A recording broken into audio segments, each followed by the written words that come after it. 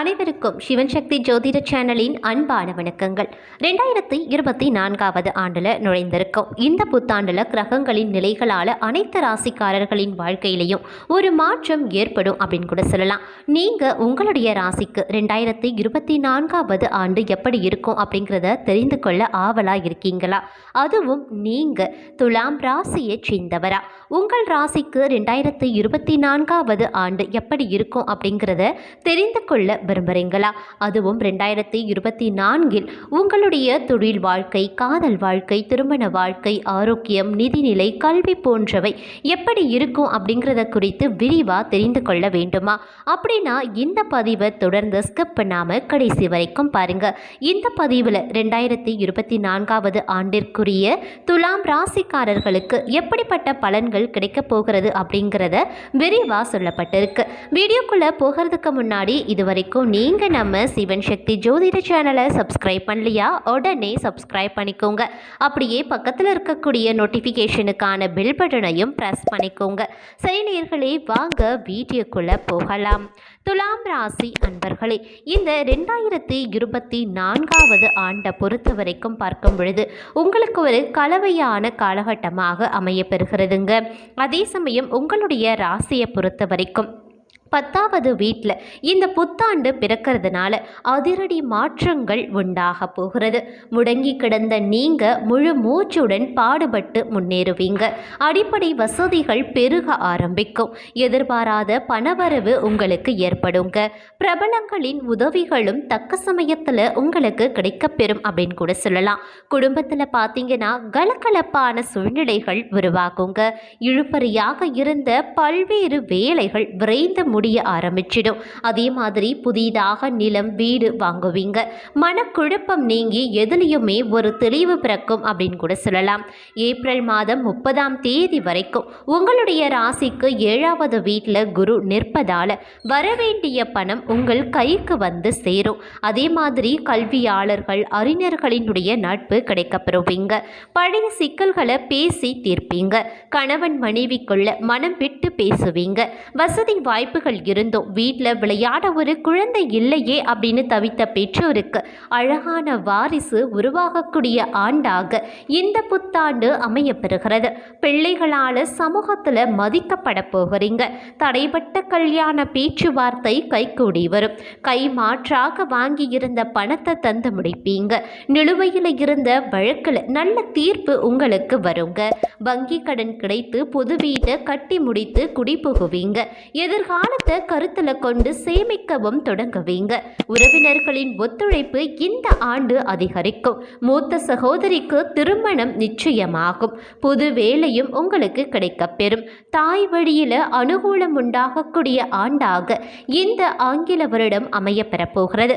அரசு காரியங்கள் அனைத்துமே விரைந்து முடியுங்க. மே மாதம் 1ஆம் தேதி முதல் வருடம் முடியும் வரைக்கும் பார்த்தீங்கன்னா குரு பகவான் 8வது வீட்டில் மறைவதால கணவன் மனைவிக்குள்ள வீண் சந்தேகம் வரலாம். திடீர் செலவுகள் வந்து போகும். ஒரே நேரத்தில் 2-3 வேலைகளை இழுத்து போட்டு பார்க்க வேண்டியும் வரலாம். குடும்பத்தில் வரக்கூடிய சின்ன சின்ன பிரச்சனைகளை எல்லாம் பெரிதாக்க வேண்டாம். திடீர் பயணங்களும் அலைச்சல்களும் வந்து போகத்தாங்க செய்யும். அதே மாதிரி அரசாங்க அதிகாரிகள், விஐபிகளுடன் கருத்து மோதல்களும் வரக்கூடும். அப்படிங்கிறதுனால கொஞ்சம் கவனமுடனும் எச்சரிக்கையுடனும் பேச வேண்டியது அவசியமாகிறது. இந்த ஆண்டை பொறுத்த வரைக்கும் பார்க்கும் பொழுது சித்தர் பீடங்களுக்கு மறவாமல் சென்று வாருங்க. அதே மாதிரி குலதெய்வ கோவிலை புதுப்பிப்பதற்கான வாய்ப்பு உங்களுக்கு கிடைக்குங்க. இந்த மாதிரியான நேரங்களில் உங்களுக்கு நற்பலன்கள் நிச்சயமாக கிடைக்கப்பெறும். அதே போல் எதிர்பார்த்த அயல்நாட்டு பயணம் தாமதமாகி முடியுங்க. வழக்கை நிதானமாக கையாள பாருங்க. இரத்த அழுத்தம், ஜலதோஷ தொந்தரவு, இனம் தெரியாத கவலைகள் வந்து போகலாம். அதே போல் மற்றவர்களை நம்பி முக்கிய முடிவுகள் எதுவுமே இந்த காலகட்டத்தில் எடுக்காதீங்க. ஏப்ரல் மாதம் முதல் டிசம்பர் மாதம் வரைக்கும் நீங்கள் கொஞ்சம் கவனமாக இருப்பதும் முக்கிய முடிவுகளை தீர ஆலோசனை செய்து எடுக்க வேண்டியதும் அவசியமாகிறது. இந்த காலகட்டத்தில் ஒருபோதும் மற்றவர்களை நம்பவே கூடாது. அதே மாதிரி கர்ப்பிணிகள் கவனமாக இருக்க வேண்டியது அவசியமான ஒன்று. முக்கிய பத்திரங்களில் கையெழுத்திடும் போது ஒரு முறைக்கு பல முறை துலாம் ராசி அன்பர்கள் படித்து பார்த்துவிட்டு கையெழுத்திடுங்கள். அண்டை அயலாருடன் அளவாக பேசி பழக வேண்டியது அவசியமாகிறது. நயமாக பேசுபவர்களை எக்காரணத்தை கொண்டும் நம்பிவிடாதீங்க. இவர்கள் மூலமா மிகப்பெரிய அளவில் உங்களுக்கு பிரச்சனைகள் எழலாம். அதனால கொஞ்சம் கவனமாக செயல்பட பாருங்க. இந்த வருடம் தொடக்கம் முதல் வருடம் முடியும் வரைக்கும் உங்களுடைய ராசிக்கு 6வது வீட்டில் ராகு அமர்வதால் பிரிந்திருந்த கணவன் மனைவி ஒன்று சேருவாங்க. தாம்பத்தியம் இனிக்கும் அப்படின்னு கூட சொல்லலாம். தடைப்பட்ட கல்யாணம் நல்ல விதத்தில் நடந்து முடியும். வராது அப்படின்னு நினைத்திருந்த பணம் உங்கள் கைக்கு வந்து சேரும். கேது உங்கள் ராசியை விட்டு விலகுவதால் நோயும் விலக ஆரம்பிக்கும். எதிலையுமே உங்களுக்கு ஆர்வம் பிறக்கும் அப்படின்னு கூட சொல்லலாம். தெளிவான முடிவுகளை எடுப்பீங்க. குடும்பத்தில் மற்றவர்கள் மீது இருந்த சந்தேகங்கள் நீங்க பெறும். புண்ணிய தலங்களுக்கு சென்று வருவீங்க. கௌரவ பதவிகளும் உங்களுக்கு கிடைக்கப்பெறும். இந்த ஆண்டு முழுவதும் சனி பகவான் 5வது வீட்டில் தொடர்வதால் பிள்ளைகள் உங்களை புரிந்து கொள்ளாமல் பேசுவாங்க. உயர்கல்வி உத்தியோகத்தின் பொருட்டு பிள்ளைகள் உங்களை பிரியவும் செய்வாங்க. அதே மாதிரி தாய்மாமன் வகையில் செலவுகள் இருக்கத்தான் செய்யும். சின்ன சின்ன மனஸ்தாபங்களும் வந்து நீங்கும். குலதெய்வ கோவிலுக்கு மறக்காம சென்று வாருங்க. அதே மாதிரி வியாபாரிகளை பொறுத்த வரைக்கும் உங்களுக்கு பின்னால் தொழில் தொடங்கியவர்கள் கூட முன்னேற்றம் அடைந்திருந்தார்களே, வட்டிக்கு வாங்கி கடையை விரிவுபடுத்தி நஷ்டப்பட்டிருப்பீர்களே, இனி உங்களின் மாறுபட்ட அணுகுமுறையால் லாபத்தை ஈட்ட போகிறீங்க. ஜனவரி, ஜூன், ஜூலை மாதங்களில் லாபங்கள் அதிகரிக்கக்கூடும். ஆகஸ்ட் மாதத்தில் புது ஒப்பந்தங்கள் கையெழுத்தாகும். வேலையாட்களின் தொந்தரவு குறைய ஆரம்பிக்கும். வாடிக்கையாளர்களை கவர புது சலுகைகளை அறிவிப்பீங்க. அதே மாதிரி கெமிக்கல், கமிஷன், வாகன உதிரி பாகங்களால் லாபம் அடைவதற்கான வாய்ப்பு சற்று அதிகமாகவே இருக்கிறது. கூட்டுத் தொழிலில் பிரச்சனைகள் ஓயும். அதே மாதிரி பங்குதாரர்களினுடைய ஒத்துழைப்பும் இந்த காலகட்டத்தில் அதிகரிக்கும்.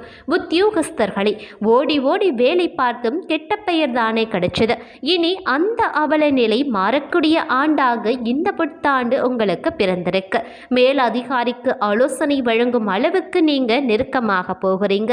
ஜூன், ஜூலை மாதங்களில் பதவி உயர்வு, சம்பள உயர்வு தடையில்லாமல் கிடைக்கப் பெறுவீங்க.